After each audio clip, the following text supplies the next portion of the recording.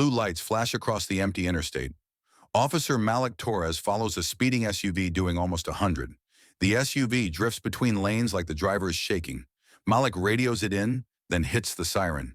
The vehicle pulls over hard. Before Malik even reaches the window, the driver steps out with both hands raised. He's breathing fast, eyes wet with panic. A small child sleeps in the back seat, wrapped in a jacket. "My name is Daniel," the man says. "Officer, they took my sister. They're taking her daughter to the airport. I have 15 minutes to stop them. Please." Malik steadies his voice. "Tell me exactly what happened." Daniel explains fast. A kidnapping crew grabbed his sister and threatened to take the little girl out of the country. They warned him not to call police. He followed a lead and saw a white van leaving the neighborhood. He believes they're going to the airport's long-term parking to meet a buyer. Malik checks Daniel's plate and ID. Clean. No threats toward the officer. The story is messy but not impossible. The child in the back seat makes it harder to dismiss. Malik keys his mic. "Dispatch, Unit 3. Possible kidnapping in progress. Suspects heading to airport. I'm escorting the reporting party." Backup is at least 20 minutes away. Too long. Malik turns to Daniel. "Get in. Tell me the route." Daniel climbs into the passenger seat. He keeps looking at the sleeping child. "They said a man with a red backpack will pay for her at P3. Row F." Malik merges back into traffic. He kills the siren to avoid alerting the suspects and takes the service road toward the airport. Daniel grips the door handle so tight his arm shakes. "Describe the van," Malik says. "White, tinted windows. 2 men in front, 1 woman in back. One of the men had a scar on his cheek." Malik radios airport police. "Hold P3. Watch row F. We're closing in." Traffic thickens near the terminal. Malik weaves through gaps with controlled speed. Daniel keeps pointing out every white van they pass. Malik stays calm, checking mirrors, angles, shadows. They turn into the parking structure. Concrete columns rise like a maze. Malik spots it.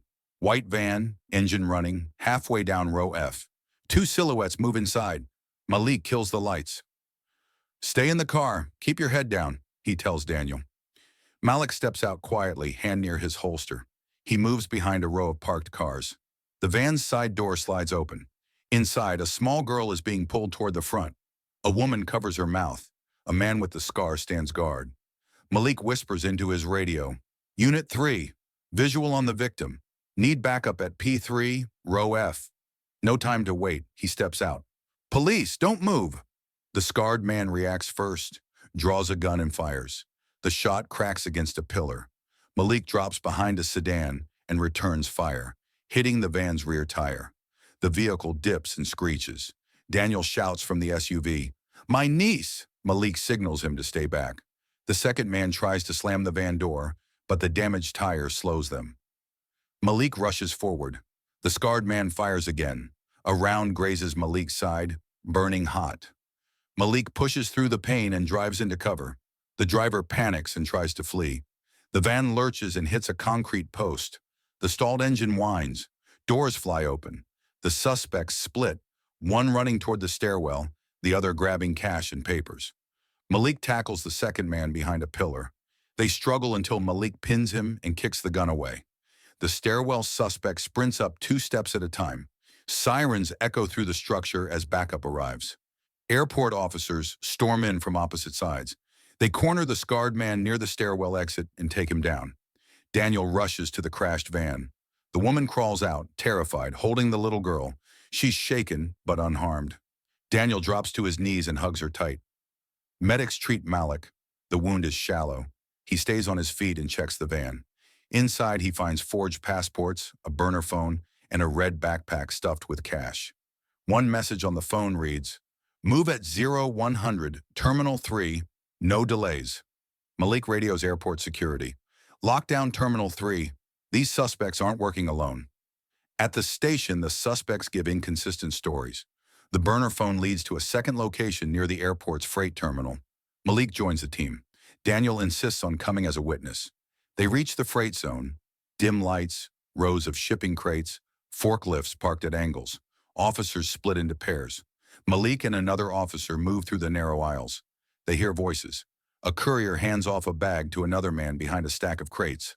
"Police!" Malik shouts. Both men scatter. One bolts for a loading dock. Malik chases him up a metal ladder to the rooftop. The man swings wildly. Malik blocks the strike, wrestles him down, and cuffs him. Inside the bag are more documents. Multiple passports for children with different names. Back at the station, all evidence lines up. Coordinated extraction routes, fake papers, multiple intended victims. Daniel's sister is found in a warehouse hours later, bruised but alive. After the formal statements, Daniel approaches Malik in the hallway. "Thank you. If you didn't stop me on that road," Malik shakes his head. "You made the call. You pushed it forward." Daniel looks at his niece, now asleep in her mother's arms. "Do you ever get used to this?" Malik glances at the case files stacked on the desk. "No, and that's why we keep doing it."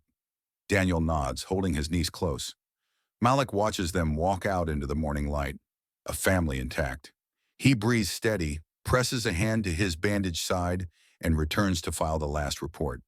Tonight, the crew behind the operation will be in custody. The girl is safe. For Malik, that's enough.